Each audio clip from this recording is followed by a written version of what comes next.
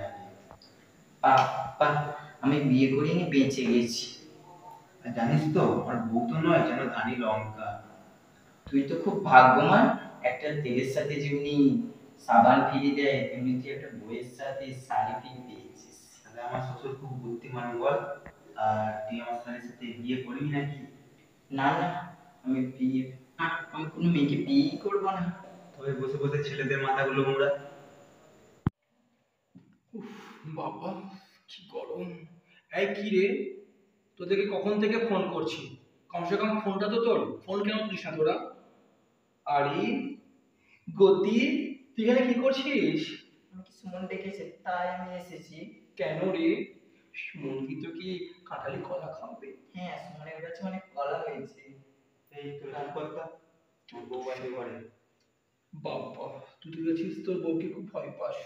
নে নে, আসপাতি কোনো দেখাতে হবে না। এক ঘরের মধ্যে বউ শালি দেখে আর পারি না। না বাবা, আমার আবার সময় হয়ে যাচ্ছে, আমি চাই। এই নে, তুই তাহলে তোর সুমনেরই কলা খা, আমি চলে যাবো।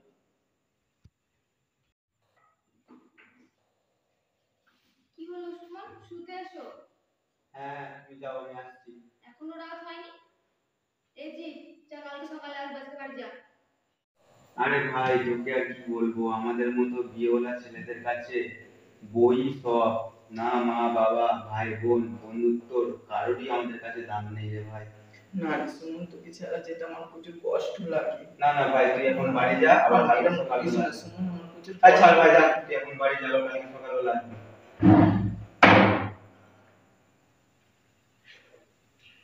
শুতে এসো। হ্যাঁ চলে যাচ্ছি।